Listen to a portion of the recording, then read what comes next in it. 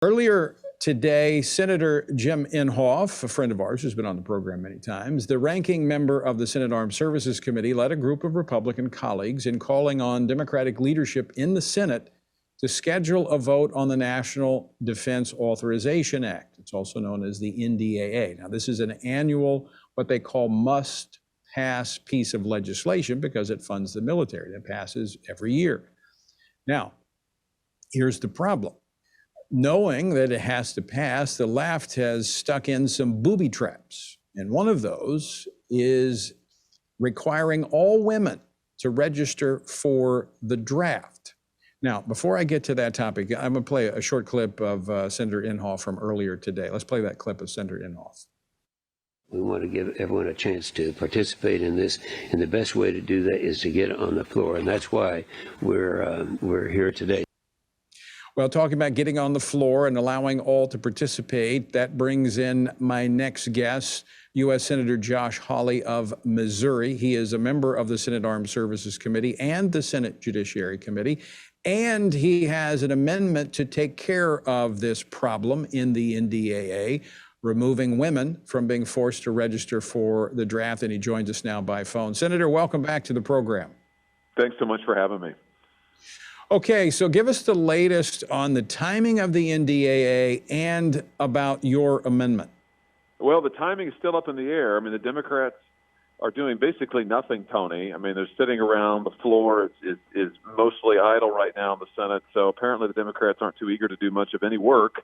But here's what I will say is that if and when the defense bill does come to the floor, I am going to introduce an amendment, and I'm going to call for a vote, push for a vote on this amendment that will remove women from the draft, the new draft women provision. I just don't think that it's right to force women. We're talking about compulsory service. We shouldn't force our mothers and our sisters and our daughters to fight our wars for us. If women want to volunteer and fight, that is tremendous. They have been tremendously important to every war effort in this country's history, including as fighters. But listen, this idea that we would force them to do so, I think is wrong, and I'm going to try to stop it.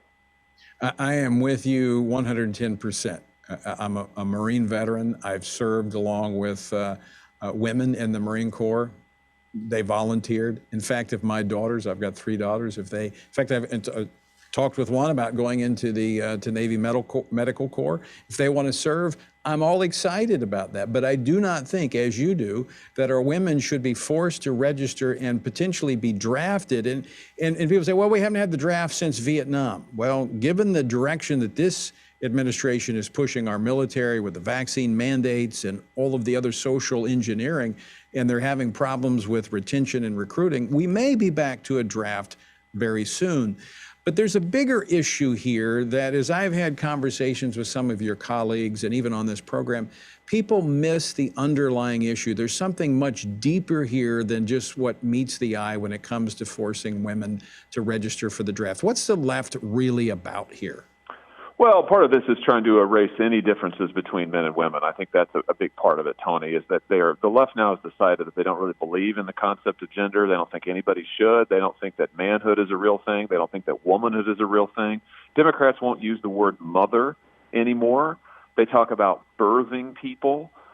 They talk about individuals who get pregnant. They won't say woman. These are the same folks who are trying to eliminate women's sports as we speak. They want to force biological men into women's sports that will devastate girls' sports and women's sports across our country. So the left has developed this weird obsession with gender and trying to erase all gender distinctions. And the truth of the matter is that it's crazy. And so whether we're talking about women's sports, whether we're talking about women's locker rooms, whether we're talking about the draft, there are real differences between men and women, and those are wonderful things, and they should be celebrated and protected, not erased. Now, this weekend, you were speaking at an event, the National Conservatism Conference in Orlando, Florida, and you said liberals are attempting to give us a world beyond men. What's in that agenda? Why do they want to take us beyond men? I think they want to get rid of the concept of manhood and womanhood. They want to get rid of the concept of men who actually will be independent, who will be strong, who will stand up for themselves and their families and their rights. And what they really want to do is sell this idea that America is a toxic place, an oppressive place, and men, by their very nature, are toxic and oppressive. So that if you are a man and if you believe in being a man, you want to exercise what were traditionally thought of as the masculine virtues, strength, independence, willingness to fight, assertiveness, that those are inherently toxic. And we see this taught in our schools. Our boys are taught this, that if boys are rambunctious, they need to be medicated. If they're assertive, they need to be called out. We see young men told this, that their manhood is inherently toxic and oppressive. And what it's leading to, Tony, is it's leading to a whole bunch of men basically shirking their responsibilities, withdrawing from the labor force, withdrawing from their families. We've got an epidemic of fatherlessness in this country, and it's becoming a society-wide crisis. So I think as conservatives, we need to say, number one, manhood is not toxic. Manhood is about responsibility. We need to call more people to it, and we need to challenge the left when they're out there saying that, manhood and womanhood, those are old-fashioned, outmoded concepts. Let's get rid of them. Yeah, all of these elements are interconnected. We see the draft issue and we think, oh, that's just another issue. No, these are all connected. It is a part of what you said, that this deconstruction of our society, of Western civilization. And ultimately what they want with, beating men into submission is they want docile, easily led men that can be controlled by government or whatever other entities they put forward. It really is what has given rise to what we've been doing in the last few years, our Stand Courageous Men's Conferences, because I think you're absolutely right. Men are created to lead. Now, I know that's could be a controversial statement in some circles, but if without men who are courageous, men who are willing to take risk, how do we defend this nation? Well, this is something that I think we've got to be clear on, is that throughout history, we have seen that men have to take responsibility, have to be willing to stand up and fight for what they believe in, fight for their families. And sometimes, as you pointed out, Tony, you're a veteran, sometimes that is literal, not just metaphorical. Sometimes it means, you got to take up arms in order to defend this country. But it's metaphorically true every day. You've got to take a stand for your convictions. You've got to provide for the children that you father. You've got to provide for the woman that you love and not just leave it to her to try to manage on her own and provide for the children on her own. And we see more and more men just doing that. They're abdicating, and the left really is encouraging it, because the left says, yeah, that's right. Manhood is outmoded. Manhood is toxic. You just sit there and be a ward of the government. At the same time, they're telling women, don't think of yourself as a woman. Don't think of yourself as a mother. Don't think of yourself as a wife. Don't think there's anything distinctive about you.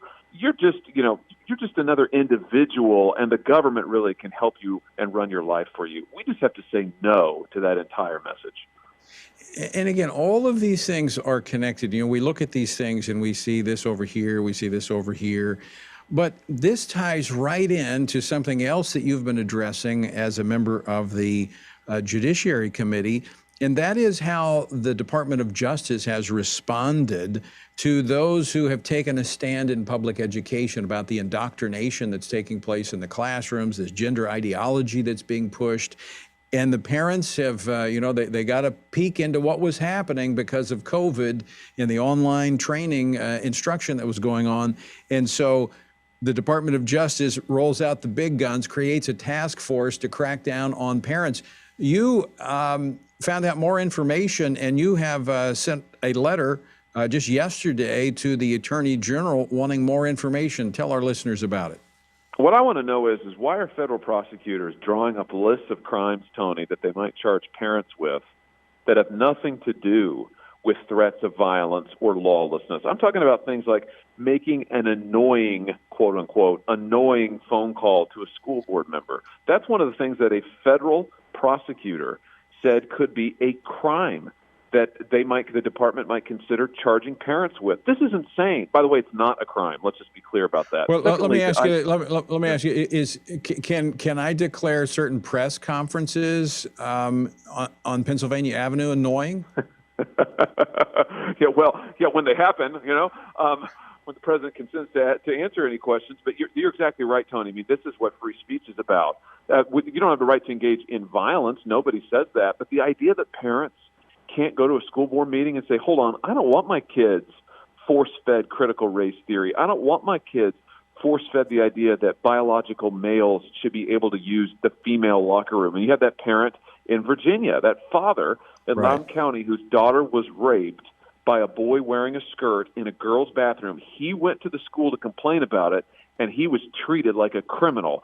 That's what the Justice Department apparently wants to make the new standard. And boy, that is wrong, and you can count on me to oppose that at every turn. Well, I think this is an issue that has really caught fire because it's what's driving the Virginia gubernatorial election. Glenn Youngkin has rightfully seen this issue because they're at really ground zero there in Loudoun County, where you just made reference to that case. And people have had enough.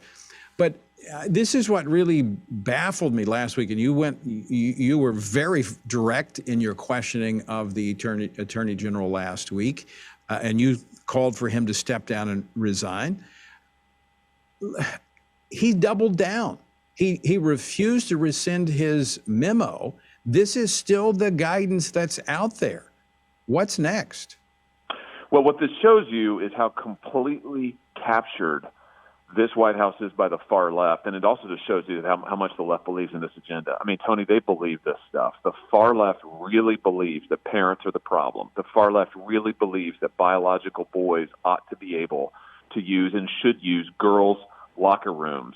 They really believe those things. They really believe women's sports should be eliminated, and they are determined to use the power of the federal government to enforce that. And I can just tell you what's next is, I'm not going to roll over for it. What's next is I am going to resist this at every turn, and I think there will be others who will join me in the United States Senate. And I think voters are going to weigh in on this tonight in the state of Virginia, and I think the more voters get a chance to say that they don't want this, that this is crazy, that this is out of control, that's going to be the key. That's the way that you can stop this radical agenda.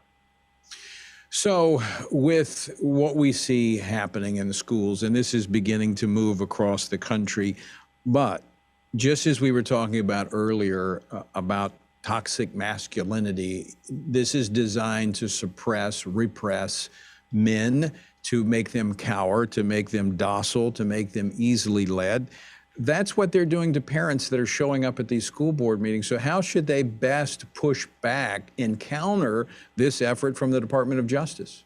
Well, I think parents have got to be unafraid. And I would just say this to every parent who hears this program. If you are threatened by a federal official, if you're threatened by some law enforcement official for speaking up, for exercising your right to free speech, I want to hear about it. And my office and I personally stand ready to help. I am not going to watch this happen. I'm a constitutional lawyer by trade. This is so wrong. It is such a violation of not just the First Amendment, but really of the whole tenor and tone and essence and ideals of our Constitution, which are all about the rights of the people. Parents are voters. Parents are taxpayers.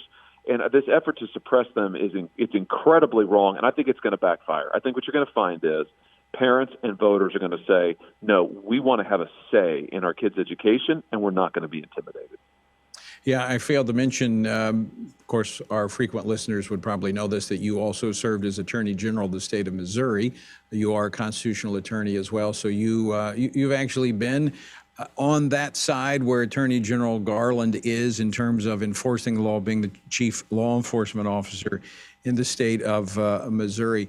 Before we run out of time, Senator Hawley, I want to go back to the National Defense Authorization Act in your amendment, which you're going to offer, that would remove the provision that has been inserted that would mandate that young girls, that girls 18 and older, register for the draft. How can our listeners help you in that effort, which I think is extremely important?